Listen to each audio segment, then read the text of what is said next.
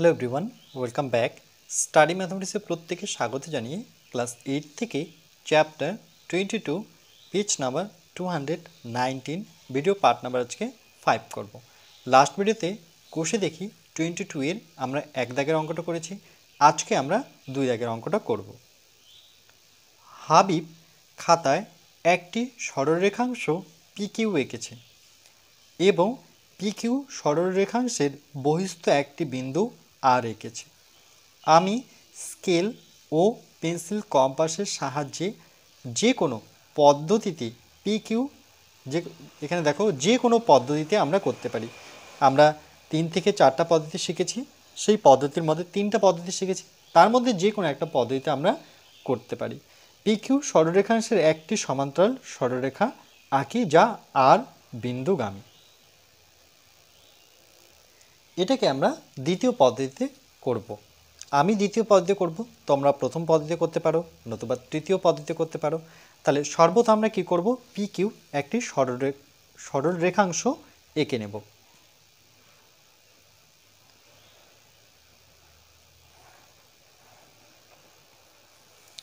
এই সরলরেখার উপর, এটা যেহেতু সরল রেখা, আমি ইচ্ছে করলে আরও টানতে পারতাম, এই জন্য আমি তীর চিহ্ন দেবো। এই তীর চিহ্ন মানে এটা ইচ্ছে করলে আরও টানা যেত। এখানে একটি বিন্দু, এই বিন্দুটার নাম দেব পি, আর এখানে একটি বিন্দু আছে, এই বিন্দুটার নাম দেব কিউ। ওকে, এই পি কিউ এঁকেছি, আর পি কিউ সরলরেখাংশের বহিস্থ একটি বিন্দু, সেটা হচ্ছে আর, মানে এর বাইরে একটি বিন্দু, এর বাইরে একটি বিন্দু আমি আর নেব।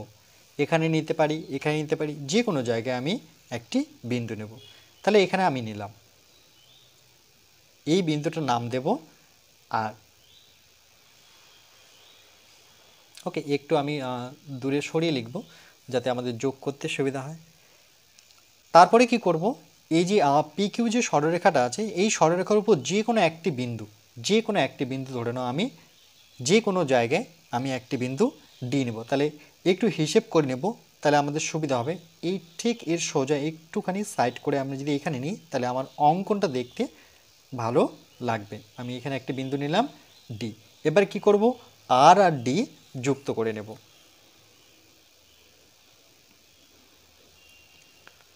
দেখো, ডি থেকে আর কে যুক্ত করব, শুধু যুক্ত করব না, এটাকে একটুখানি বর্ধিতও করব। কতদূর বর্ধিত করব, ধরে নাও এটা আমি টি পর্যন্ত বর্ধিত করলাম। কি পর্যন্ত? টি পর্যন্ত বর্ধিত করলাম। এরপরে দেখো আমরা কি করব, এই কোণের মাপ নিয়ে, ওকে, এখান থেকে যে কোনো মাপ নিয়ে আমরা টি বিন্দুতে বসিয়ে আমরা সেই মাপটা একই দিকে কাটব। মানে এই ডিতে দেখো কম্পাসের কাঁটা নেব, নিয়ে যে কোনো মাপ, এদের মধ্যে যে কোনো মাপ, ধরো আমি একটুখানি বাড়াতে পারি বা একটুখানি কমাতে পারি বা আবার এটাকে নিয়ে যেতে পারি, যে কোনো মাপ নিয়ে আমি এটাকে এভাবে একটা কোণ আঁকবো। কোণ আঁকার পর আমরা কি করব, এখানে যে বিন্দুটি আছে, অর্থাৎ আর বিন্দুটি যে নিয়েছি, এই আর বিন্দু থেকে আমরা কি করব, এই সরলরেখা ঠিক এভাবে আমরা একটা চাপ নেব। মানে এটা যদি বলি যে একই পাশে, মানে আর ডি কিউ এর একই পাশে আমরা এই যে দেখো আর বিন্দুতে বসাবো। আর বিন্দুতে বসিয়ে আমরা এই সরলরেখাটা থেকে ঠিক নিচের দিকে একটি চাপ নেব। নেওয়ার পর এবার এখান থেকে এর দূরত্বটা মাপব, এটা থেকে এর দূরত্ব, এটা ঠিক এই মাপ নিয়ে আমি এখানে বসাবো, এখানে বসিয়ে এখানে কাটবো। কাটার ফলে এই বিন্দুটার নাম দেব, ধরে নাও আমি কিউ নাম দিলাম, এই বিন্দুটার নাম দিলাম কিউ। আর আর কিউ আমরা কি করব, যুক্ত করে নেব।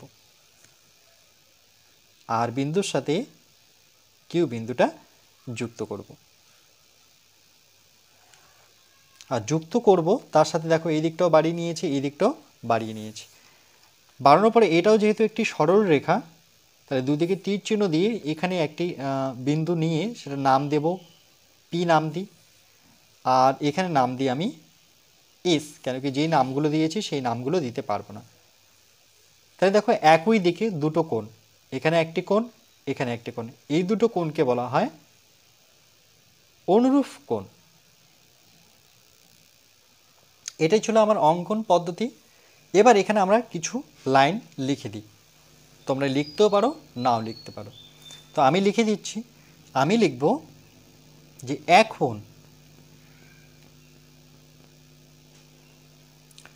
এখন টি আর এস বা কিউ বলতে পারি, টি আর কিউ নতুবা টি টি কিউ টি টি আর এস বলতে পারি, নতুবা টি আর কিউ বলতে পারি।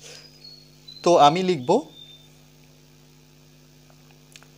টি আর কিউ, কোণ টি আর কিউ ইকুয়াল টু, এই কোণের সাথে এই কোণ কিন্তু সমান, এদের দুজনের মাপ সমান, সেই কোণটার নাম কি আর ডি। আচ্ছা দুটোই কিউ দিয়েছি, না দুটো কিউ হবে না, এখানে একটু চেঞ্জ করতে হবে, দুটো কিউ হতে পারে না। তাহলে এটাকে আমরা কি করি, এটাকে আমরা চলো যে কোনো একটা নাম দিই, এ নাম দিই। ওকে, এখানে এ নাম দেব। তাহলে টি আর এ, টি আর এ, কেন কি এখানে কিউ থাকলে এখানে কিউ দিতে পারবো না, তাহলে টি আর এ, এই বিন্দুটার নামে।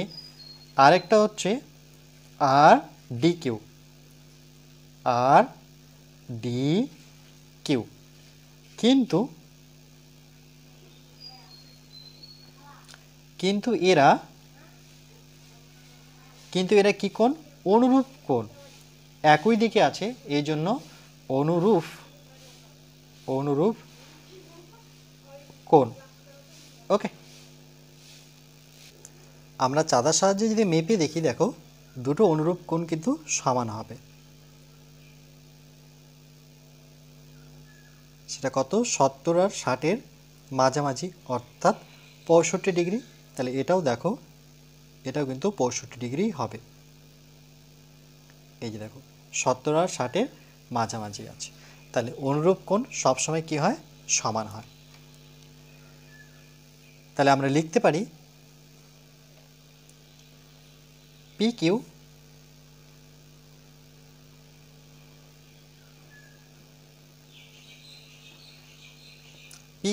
ও, আচ্ছা এখানে পি দিয়েছি, এখানে পি দিতে পারবো না, পি যেহেতু দেওয়া আছে, তাহলে এখানে আমি দেব এল দিয়ে, এটাকে একই নাম দুবার দেওয়া যাবে না বা দিতে পারবো না। এল ইস পরস্পর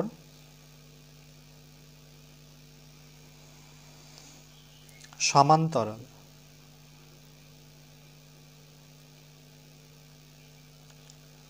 সরল রেখা,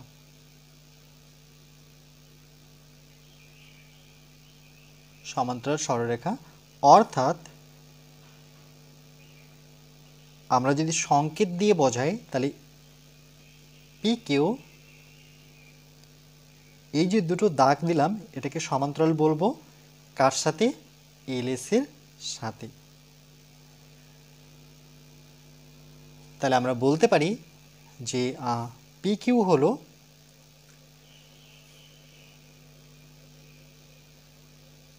না, এল এস হলো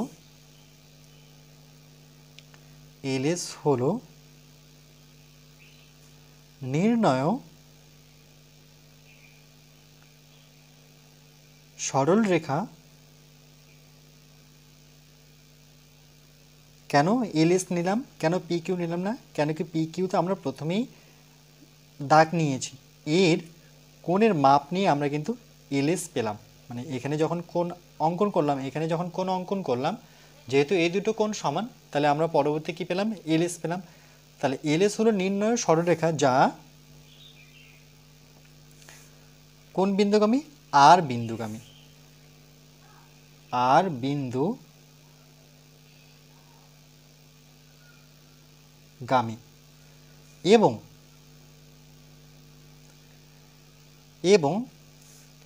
PQ সরলরেখার সমান্তরাল।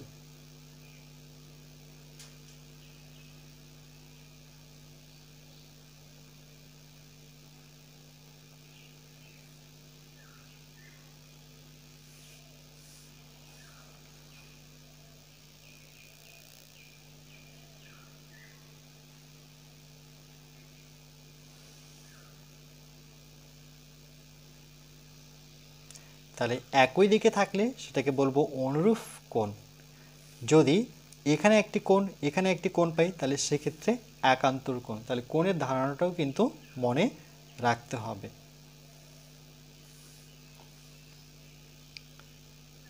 এরপরে আমরা নেক্সট পার্ট নাম্বার 6-এ কোষে দেখি 3-এর অঙ্কটা করব।